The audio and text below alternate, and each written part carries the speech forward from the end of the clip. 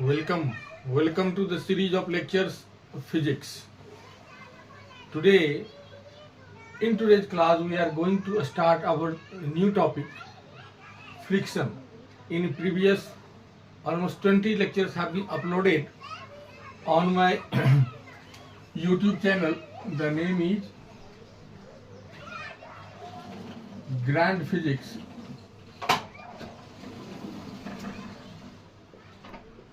Where we have discussed so many problems on Newton's laws of motion, but we considered that all the surfaces were frictionless. There were no friction at all between the surfaces.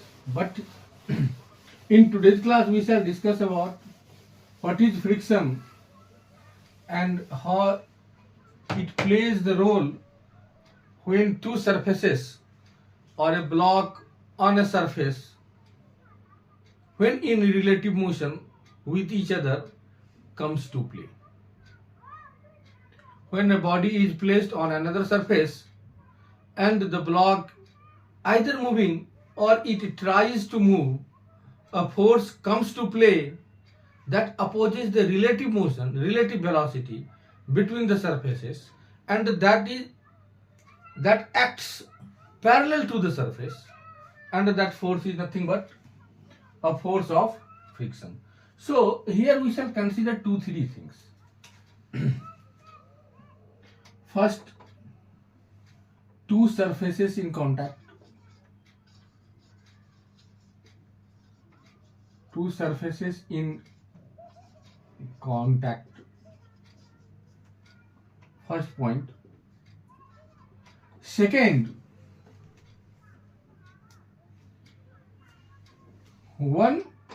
at least one either moves or it has tendency to move.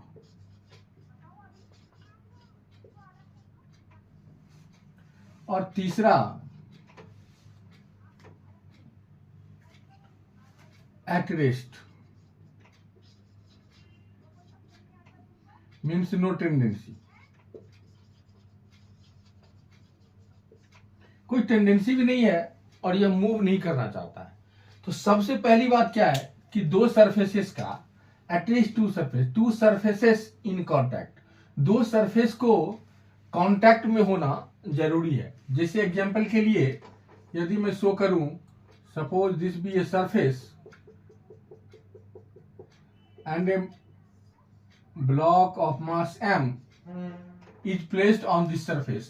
So the two surfaces, first one on which the block m is placed and second the surface, lowest surface of block m are in contact. So दो surface क्या है, contact में है. इस तरीके से अगर suppose कीजिए कि ये कंसीडर माई हैंड, मेरा हाथ है और इस पे यह ब्लॉक पेन जो कि मास m का है रखा हुआ है, इस तरीके से इस ब्लॉक का नीचे वाला पार्ट और मेरे हाथ का ऊपर वाला पार्ट जो क्या है, कांटेक्ट में.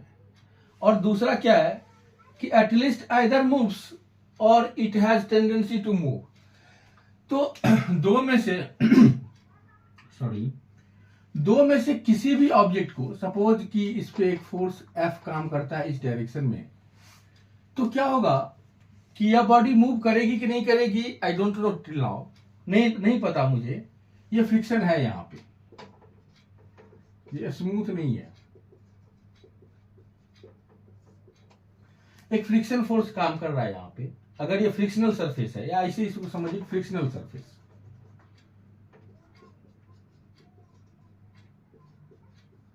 फ्रिक्शनल सरफेस है. अगर ये फ्रिक्शनल सरफेस है और F काम कर रहा है, तो एटलीस्ट क्या होगा कि इस बॉडी को राइटवर्ड डायरेक्शन में जाने की एक टेंडेंसी आ जाएगी. यह ट्राई करेगा कि राइटवर्ड डायरेक्शन में मूव करे. तो जैसे ही यह राइटवर्ड डायरेक्शन में मूव करने की टेंडेंसी पे आएगी, उस समय एक फोर्स आएगा जो फोर्स इस दोनों के मोशन को अपोज करने के लिए आएगा. तो अगर यह ब्लॉक M राइटवर्ड डायरेक्शन में इस डायरेक्शन में मोशन करने की टेंडेंसी रखती है, तो इसके अपोजिट डायरेक्शन में इस सरफेस के पैरेलल एक फोर्स आ जाएगा जो कि इसके मोशन को अपोज करने के लिए ही आएगा, और उस फोर्स को हम लोग बोलेंगे, suppose small f c denote करना है, फोर्स ऑफ फ्रिक्शन, उसको बोलेंगे force of friction. So what we are trying to summarize here,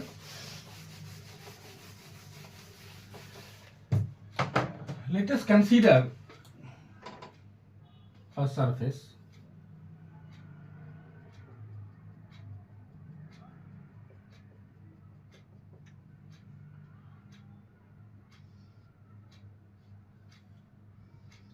suppose a block of mass m is placed on it.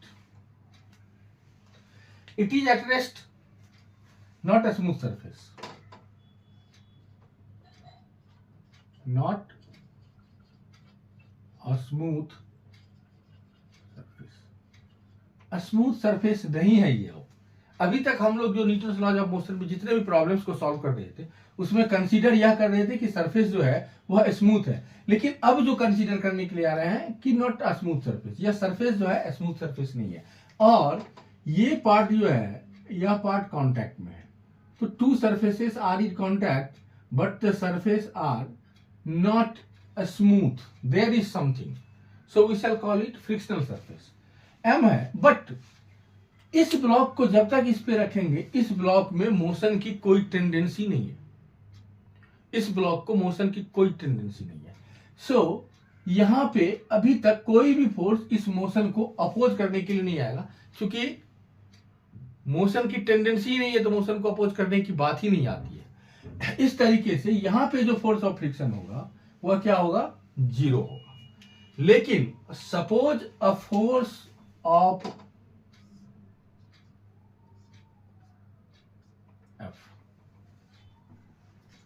is acting in this direction, तो क्या होगा कि अब इस ब्लॉक को इस डायरेक्शन में मोशन करने की एक टेंडेंसी आ जाएगी, या मूव कर भी सकती है, अभी नहीं भी कर सकती है, don't know, we shall discuss all this things. तो क्या होगा कि इसमें एक टेंडेंसी आएगी, आइदर टेंडेंसी होगी या यह मूव करने की कोशिश करेगी. तो when at rest no force, but when it has tendency to move, तो क्या होगा कि जैसे ही यह राइटवर्ड डायरेक्शन में मूव करने की कोशिश करेगी तो इस दोनों के कांटेक्ट सरफेस जो है, कांटेक्ट सरफेस पे सरफेस के पैरेलल, कांटेक्ट सरफेस पे सरफेस के पैरेलल एक फोर्स आ जाएगा, जो फोर्स इसके मोशन को अपोज करने के लिए आएगा. क्या करने के लिए आएगा, अपोज करने के लिए आएगा. उस फोर्स का नाम हम लोग देंगे फोर्स ऑफ फ्रिक्शन. उस फोर्स का नाम देंगे हम लोग फोर्स ऑफ फ्रिक्शन. तो हम क्या लिख सकते हैं कि when a surface either moves or having tendency to move,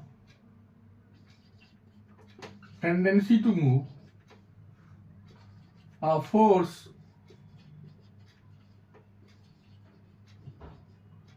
comes to play which opposes the motion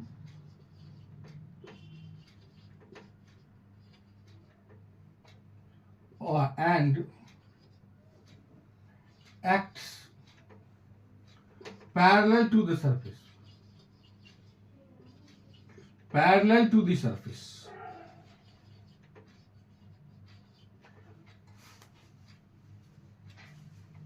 known as force of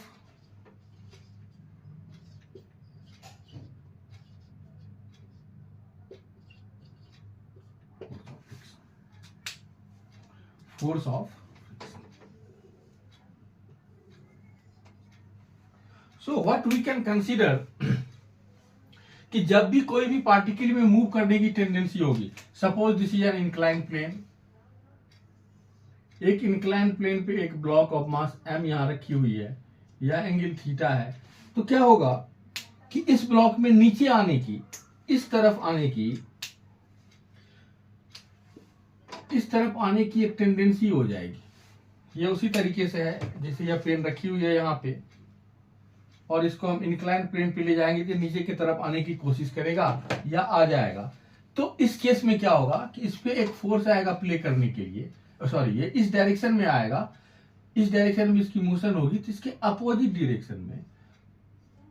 direction में एक फोर्स आएगा, क्योंकि यह क्या बोलता है कि having tendency to comes to play which opposes the motion को अपोज कैसे करेगा? यह एम ब्लॉक डाउनवर्ड डायरेक्शन में इंक्लाइन प्लेन पे डाउनवर्ड डायरेक्शन में मोशन करना चाहता है, इसके अपोजिट डायरेक्शन में एक फोर्स काम करेगा जो कि क्या कहलाएगा?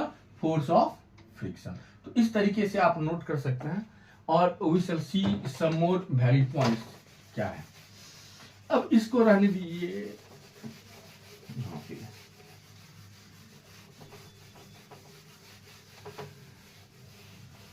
Now we shall discuss three things.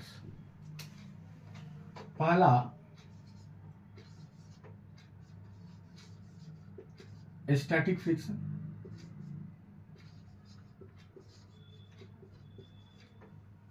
दूसरा limiting friction,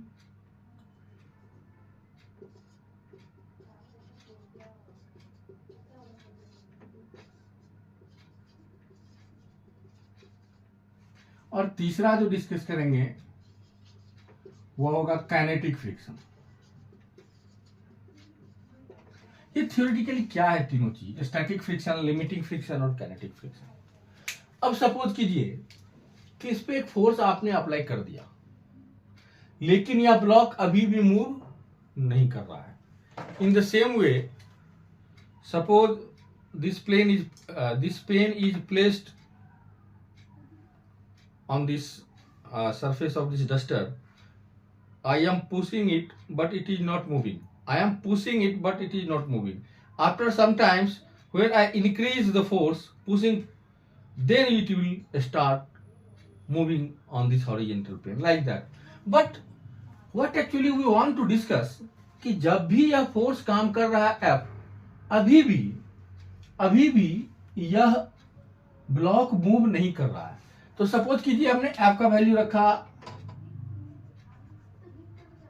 F equals to suppose 2 newton, और यह ब्लॉक अभी भी मूव नहीं कर रही है। सपोज मैंने बढ़ा करके कर दिया 4 न्यूटन, यह ब्लॉक अभी भी मूव नहीं कर रही है। तो क्या होगा? क्यों नहीं मूव कर रही है? अगर फोर्स लगा दिया तो इसको मूव करना चाहिए था। अगर यह स्मूथ सरफेस होता तो कोई भी फोर्स का वैल्यू होता, फोर्स किसी भी मैग्नीट्यूड का होता या राइटवर्ड डायरेक्शन में मूव कर जाता। लेकिन अगर इस पे फ्रिक्शन है तो एक मिनिमम फोर्स से ऊपर का फोर्स, एक मिनिमम फोर्स से ज्यादा फोर्स हमको लगाना पड़ेगा, तब यह पार्टिकल मोशन में आएगी। सपोज कि वह वैल्यू जो है वो 5 न्यूटन का है। अब यह ब्लॉक मूव करना स्टार्ट करेगा राइटवर्ड डायरेक्शन में। Suppose on the verge of motion आ गया कि अब यह मूव करने की स्थिति में आ गया। सो इसको हम क्या बोलेंगे? On the verge of motion, कि मोशन करने की स्थिति में आ गया कि अब वह कर देगा। तो 5 न्यूटन से ज्यादा अगर हम कुछ भी लगाएंगे, 5 पॉइंट एनीथिंग अगर हम लगा दिए, तो यह क्या करेगा? राइटवर्ड डायरेक्शन में मूव कर जाएगा। लेकिन अभी तक क्यों नहीं मूव कर रहा था? सपोज कि जब 2 न्यूटन का फोर्स लगा रहे थे तब क्यों नहीं मूव कर रहा था? क्योंकि फ्रिक्शन भी अपने आप को बढ़ा करके कहां ले जा रहा होगा? 2 न्यूटन पे। यह सेंस है, यह क्लियर है कि अगर हॉरिजेंटल पॉजिटिव एक्स डायरेक्शन में 2 न्यूटन का फोर्स हमने अप्लाई किया, एक्सटर्नल एजेंट ने इस पे अप्लाई किया, और यह ब्लॉक अभी भी मूव नहीं कर रहा है, इसका मतलब है कि इसके अपोजिट डायरेक्शन में भी उतना ही मैग्नीट्यूड का फोर्स है, ताकि नेट फोर्स इस पे क्या हो जा रहा है? 0। यह अगर मूव नहीं कर रहा है तो नेट फोर्स क्या होना है? इस पे 0 होना है। तो क्या करते हैं कि नेट फोर्स 0 था तो F का भी वैल्यू कितना हो गया था? 2 न्यूटन का। F का भी वैल्यू कितना हो गया था? 2 न्यूटन का। उसको इस तरह से टेबुलर फॉर्म में अगर ले आऊं, सपोज कि यहां पे F है और यहां पे भी F है, और यहां पे अगर हम A ले लें, एक्सीलरेशन ले लें इस ब्लॉक का, तो क्या होगा? एफ को जब हमने रखा 2 न्यूटन, तो फ्रिक्शन भी बढ़ के कितना हो जाएगा 2 न्यूटन का, तो नेट फोर्स कितना होगा इस पे 0, तो एक्सीलरेशन भी कितना आ जाएगा 0। जब इसको बढ़ा करके मैंने 3 न्यूटन करूंगा सपोज, तो यह भी कितना हो जाएगा 3 न्यूटन। अगर इसको 3 न्यूटन भी कर दिए तो यह भी फोर्स की तरह आ जाएगा 3 न्यूटन, ताकि इस पे एक्सीलरेशन कितना है 0। मतलब नेट फोर्स या एफ नेट की बात कर दें, एफ नेट की बात करेंगे तो क्या होगा एफ माइनस एफ, क्योंकि दोनों अपोजिट डायरेक्शन में काम कर रहा है, तो नेट फोर्स कितना होगा 0। इसी तरीके से यदि 4 न्यूटन की बात करूं तो यह भी बढ़ा करके कितना चला जाएगा 0।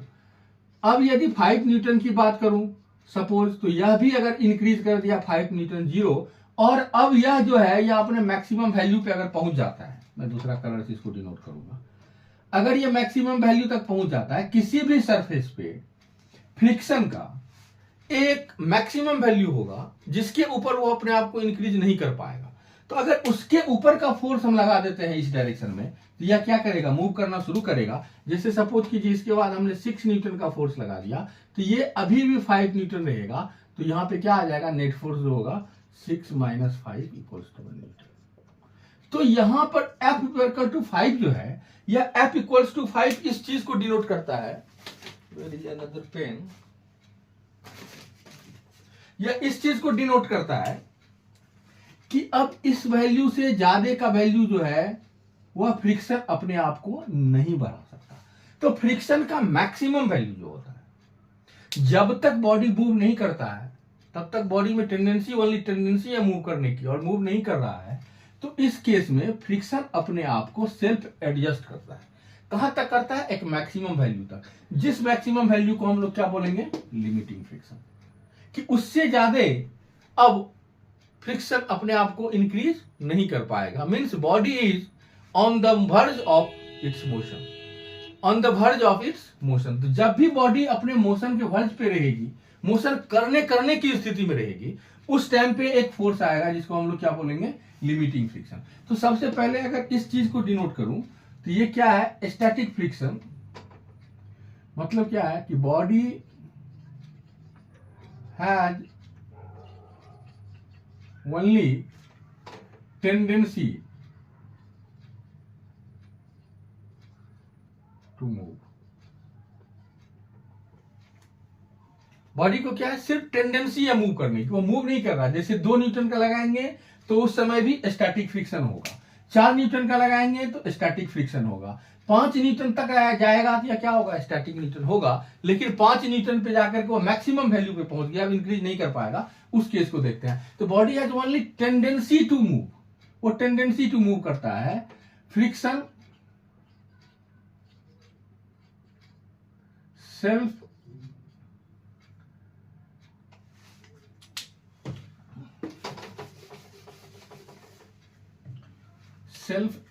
एडजस्टेड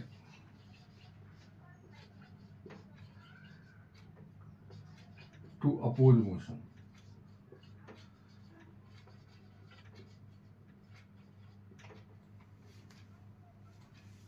सेल्फ एडजस्ट करेगा कितना के लिए, उसको अपोज करने के लिए। तो अपोज करने का मतलब क्या है कि नेट फोर्स क्या करेगा उस पर 0 ला करके, इस केस में 0 ला करके खड़ा कर देगा। ये एक एग्जांपल है। तो 2 न्यूटन पे भी क्या होगा फ्रिक्शन 2 न्यूटन, 3 न्यूटन लगाएंगे तो अपने आप को बढ़ा के कितना कर लेगा 3 न्यूटन, 4 न्यूटन लगाएंगे तो क्या होगा 4 न्यूटन, 5 न्यूटन करेंगे तो भी अपने आप को बढ़ा करके कहां पे ले जाएगा 5 न्यूटन तक। बट जैसे ही 5 न्यूटन होगा तो यह कहां पहुंच जाएगा अपने मैक्सिमम वैल्यू पे। जब यह अपने मैक्सिमम वैल्यू पे पहुंचेगा तो उस केस का नाम हम लोग क्या देंगे limiting friction.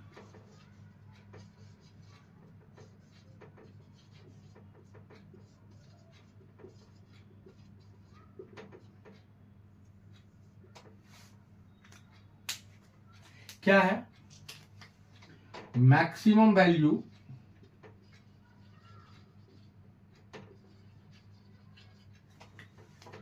Of static friction till that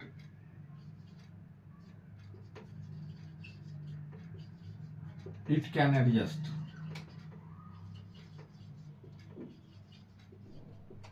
जहां तक ये अपने आप को क्या कर सकता है, एडजस्ट कर सकता है। मीन्स क्या है कि मैक्सिमम वैल्यू है इसका, स्टैटिक फ्रिक्शन का जो मैक्सिमम वैल्यू होगा वही क्या कहलाएगा, लिमिटिंग फ्रिक्शन। उसके बाद जो होगा वो बॉडी क्या करेगी, मूव कर जाएगी। उसके बाद क्या करेगी, बॉडी मूव कर जाएगी या स्लाइड कर जाएगी, जिसको हम लोग बोलेंगे आइदर काइनेटिक फ्रिक्शन और स्टैटिक फ्रिक्शन, दो में से कुछ भी। तो static friction till that it can, body is on the verge of its motion, of its movement। ये याद रखना जरूरी है, यह पार्ट जो है, दिस इज इंपॉर्टेंट वन। क्या होगा कि बॉडी अब मोशन करने की स्थिति में आ गई है, अब वह क्या करेगी, मूव कर जाएगी। तो ये क्या होगा, मैक्सिमम वैल्यू होगा। और जब इस चीज को हम लोग डिस्कस करेंगे तो क्या यहां से हम लोग डिफाइन करेंगे, एक रिलेशन है कि लिमिटिंग फ्रिक्शन जो है, सपोज एफ की बात कर रहा हूं, लिमिटिंग फ्रिक्शन जो है वो डायरेक्टली प्रोपोर्शनल होता है normal reaction on the surface. किसके, जिसको हम लोग एन से डिनोट करेंगे।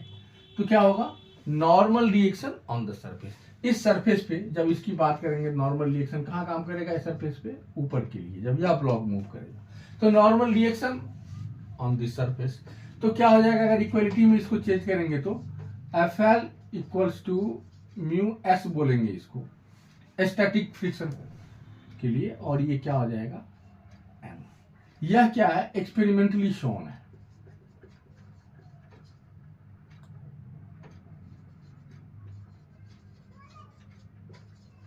एक्सपेरिमेंटली वेरीफाइड है, यह इक्वेशन एक्सपेरिमेंटली वेरीफाइड है।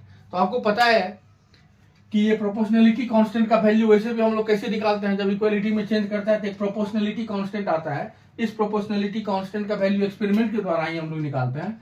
इसको क्या बोला जाता है, कोएफिशिएंट ऑफ फ्रिक्शन। जब यह लिमिटिंग केस में होगा तो लिमिटिंग, जब यह मैक्सिमम वैल्यू पे होगा तो क्या होगा, इसको स्टैटिक फ्रिक्शन बोलेंगे, इसको कोएफिशिएंट ऑफ फ्रिक्शन बोलेंगे। जनरली जो म्यू एस का वैल्यू होता है, म्यू एस का वैल्यू होता है वो लेस देन 1 होगा, इससे ज्यादा नहीं होगा। Correct. So what we are trying to learn from here कि फोर्स ऑफ फ्रिक्शन जो होगा जब लिमिटिंग वैल्यू पे होगा तो यह डायरेक्टली प्रोपोर्शनल होगा नॉर्मल रिएक्शन के, और वह नॉर्मल रिएक्शन को अगर इक्वलिटी में आप ले जाएंगे तो यह मैथमेटिकल फॉर्म में आ जाएगा, एफ एल इक्वल टू, मतलब फोर्स ऑफ लिमिटिंग फ्रिक्शन जो है वह mu S coefficient of static friction, जिसको हम लोग नाम देते हैं कोएफिशिएंट ऑफ फ्रिक्शन, और इसका वैल्यू 1 से क्या होता है, ऑलवेज कम होता है। 1 से क्या होता है, ऑलवेज कम होता है। इस केस में क्या होगी, body on the verge of its movement. और इससे पहले क्या हो रहा था, इससे पहले जो होगा वो होगा स्टैटिक फ्रिक्शन का। तो स्टैटिक फ्रिक्शन का वैल्यू 0 से लेकर के कुछ भी होगा 1 से कम होगा। इसका वैल्यू कहां से कहां के बीच में होगा, 0 से 1 के बीच में होगा। कहां से कहां तक होगा, 0 से 1 के बीच में होगा, और मैक्सिमम वैल्यू पे क्या हो जाएगा, या लिमिटिंग फ्रिक्शन। अब तीसरा चीज क्या है, काइनेटिक फ्रिक्शन की जब बात करेंगे तो काइनेटिक फ्रिक्शन में बॉडी में मूवमेंट आ जाएगी। कब, जब यह अपने लिमिटिंग वैल्यू को क्रॉस कर जाएगी तो उसके बाद जो फोर्स लगेगा इससे ऊपर यह जा नहीं पाएगा, अपने आप को एडजस्ट कर नहीं पाएगा और बॉडी मूव कर जाएगी। तो तीसरा जो चीज होगा उसको क्या बोलेंगे हम लोग, काइनेटिक फ्रिक्शन। उसको क्या बोलेंगे हम लोग, काइनेटिक फ्रिक्शन। काइनेटिक फ्रिक्शन क्या है कि body is moving on the surface,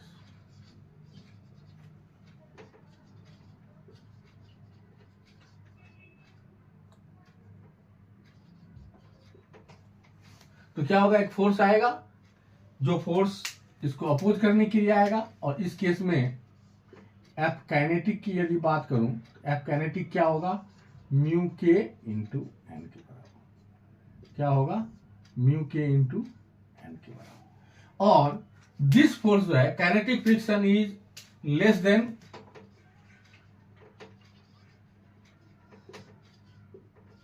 kinetic friction is less than limiting friction.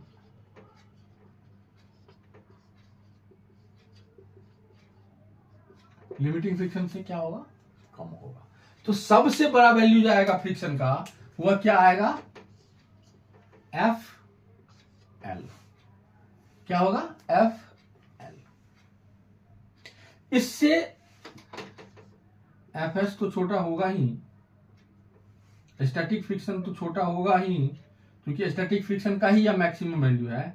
और एफ के की भी यदि बात करेंगे तो यह भी क्या होगा, एफ एल से छोटा होगा। यह भी क्या होगा, एफ एल से छोटा होगा। तो फ्रिक्शन का जो मैक्सिमम वैल्यू आपको मिलेगा कभी भी, तो वह किसके लिए मिलेगा, स्टैटिक फ्रिक्शन के लिए। कहां पे, स्टैटिक फ्रिक्शन का maximum value, sorry limiting value. Static friction का जो मैक्सिमम वैल्यू होगा वह क्या कहलाएगा, limiting friction. Limiting friction has the highest value of the friction. ये सबसे बड़ा फोर्स होगा फ्रिक्शन के फॉर्म में। जैसे ही बॉडी मूव करना शुरू करेगी तो फ्रिक्शन मूवमेंट में भी आएगा, लेकिन यह वैल्यू क्या होगा, काइनेटिक फ्रिक्शन का। और वह काइनेटिक फ्रिक्शन जो होगा वह जो on the verge of motion पे था बॉडी, जब मूव करने की स्थिति में था, उससे अभी भी क्या होगा, कम होगा। क्या होगा, कम होगा। तो सबसे बड़ा फोर्स जो काम करेगा वह क्या करेगा, फोर्स ऑफ फ्रिक्शन का। जो फोर्स ऑफ फ्रिक्शन इस स्थिति फॉर लिमिटिंग वैल्यू का, लिमिटिंग वैल्यू से स्टैटिक फ्रिक्शन का भी वैल्यू कम होगा और काइनेटिक फ्रिक्शन का भी वैल्यू कम होगा। स्टैटिक फ्रिक्शन की जब हम बात करेंगे तो यह देखेंगे कि बॉडी में ओनली टेंडेंसी है, बॉडी मूव नहीं कर रही है किसी भी सरफेस पे, लेकिन जैसे ही वह मूव कर जाएगी तो वहां काइनेटिक फ्रिक्शन आ जाएगा। मूव करने की टेंडेंसी का जो मैक्सिमम वैल्यू होगा वह क्या होगा, लिमिटिंग फ्रिक्शन होगा। वह क्या होगा, लिमिटिंग फ्रिक्शन होगा। अब एक कॉन्सेप्ट आता है एंगल ऑफ फ्रिक्शन।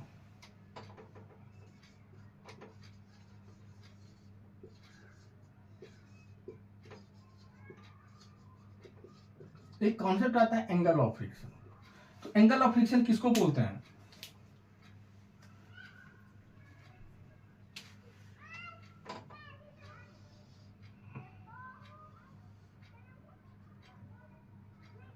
क्या देख रहे थे इससे पहले हम लोग, कि यह एक ब्लॉक है एम जो कि इसके सरफेस पे रखा हुआ है। इसके कांटेक्ट फोर्स क्या होगा, नॉर्मल रिएक्शन ऊपर की तरफ काम करेगा, और सपोज फोर्स ऑफ फ्रिक्शन इस डायरेक्शन में मूव कर रही है तो force of friction opposite direction में आएगा, तो फोर्स ऑफ फ्रिक्शन इस पे एफ काम कर रहा है। करेक्ट। तो इसका कांटेक्ट फोर्स कितना होगा अगर निकालेंगे तो under root N square plus F square, N square plus F square. Contact force के लिए सेपरेट लेक्चर हमने डाल करके रखा है। तो सपोज कीजिए कि एक फ्रिक्शन फोर्स जो आता है वह म्यू एन इस डायरेक्शन में आता है, और नॉर्मल रिएक्शन का जो फोर्स है इस डायरेक्शन में।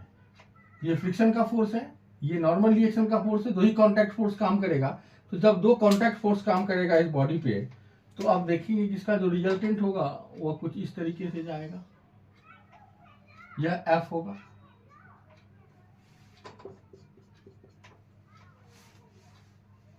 तो अब यदि यहां से आप देखें,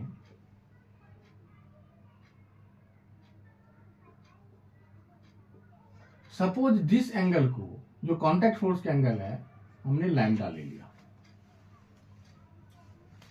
लैम्डा क्या है, angle contact force that makes angle with normal reaction. ये नॉर्मल रिएक्शन के साथ जो बनाता है यही फोर्स एफ होगा।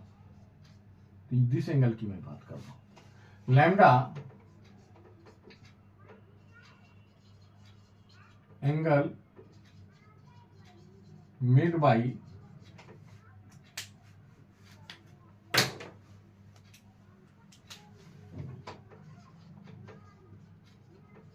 contact force with normal reaction। Normal reaction के साथ जो एंगल बनाएगा उसको क्या बोलेंगे हम लोग, लैम्डा। तो यहां से जब आप देखेंगे तो क्या आ जाएगा, 10 लैम्डा इक्वल्स टू, अगर ये म्यू एन है तो यह भी म्यू एन होगा, और इसको एन से डिनोट करेंगे तो क्या हो जाएगा, mu N by N, mu सही से लिखा कीजिए, म्यू एन बाई एन, तो एन एन यहां से क्या हो जाएगा, कैंसिल हो जाएगा, तो यहां से क्या आएगा, 10 लैम्डा इक्वल्स टू म्यू, तो यहां से हम लोग क्या लिख सकते हैं, lambda equals to 10 inverse mu, तो लैम्डा इक्वल्स टू कितना आ गया, 10 इनवर्स म्यू। इसी को हम लोग क्या बोलते हैं, एंगल ऑफ फ्रिक्शन, इसी को क्या बोलते हैं, एंगल ऑफ फ्रिक्शन। तो इसको, इस वैल्यू को हम लोग यहाँ डिनोट करके लिख लेते हैं। आज देखते हैं थोड़ा सा क्या होगा, lambda equals to 10 inverse mu -1।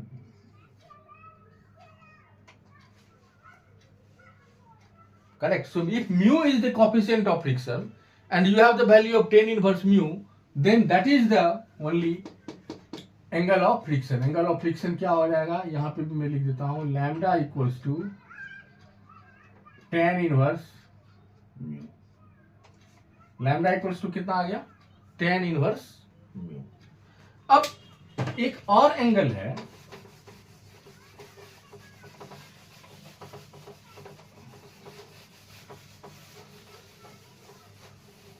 जिसको हम लोग बोलते हैं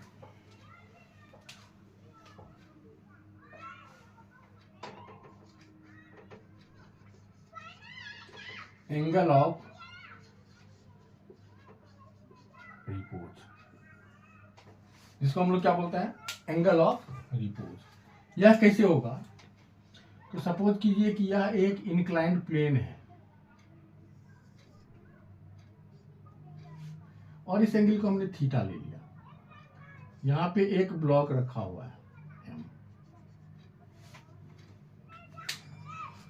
तो इस पे कौन कौन सा फोर्सेस काम करेगा, mg नीचे, इस सरफेस पे रखा हुआ था नॉर्मल रिएक्शन का फोर्स, और अगर इसको दो एक्सिस में आप डिस्ट्रीब्यूट कर देते हैं, यह भी एंगल थीटा होगा, तो इस डायरेक्शन में इसका कंपोनेंट क्या हो जाएगा, mg cos थीटा, और इस डायरेक्शन में क्या आएगा, यह इस प्लेन पे mg sin थीटा, यह इस डायरेक्शन में आएगा।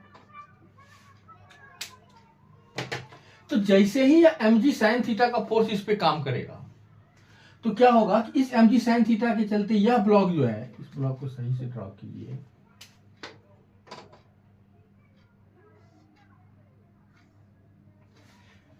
यह ब्लॉक m जो है वह इस इंक्लाइंड प्लेन पे डाउनवर्ड डायरेक्शन में आने की टेंडेंसी रखेगा कम से कम। जैसे ही यह आने की टेंडेंसी रखेगा, तो यहाँ पे इस सरफेस इसको अपोज करने के लिए इस सरफेस पे एक फोर्स आ जाएगा, फोर्स ऑफ फ्रिक्शन। यह क्या करेगा, इसको अपोज करने का कोशिश करेगा। करेक्ट। तो यहां से क्या हम लिख सकते हैं कि n इक्वल्स टू, n का वैल्यू कितना होगा, mg cos थीटा, तो fs क्या होता है, mu into N, mu S into N, अरे mg cos थीटा, तो n का वैल्यू कितना है, सॉरी म्यू n, तो fs इक्वल टू कितना हो जाएगा, mu S mg into cos theta. अब देखिए म्यू भी कांस्टेंट, mg भी कांस्टेंट, यहां से हम क्या लिख सकते हैं कि fs जो है वह डायरेक्टली प्रोपोर्शनल होगा किसका, कॉस थीटा का होगा। यह मूव नहीं कर रहा अभी तक। जैसे ही सपोज कीजिए कि इसको हम इंक्रीज करना शुरू किए, इस एंगल को थीटा को इंक्रीज करना शुरू किए, थीटा इंक्रीजिंग,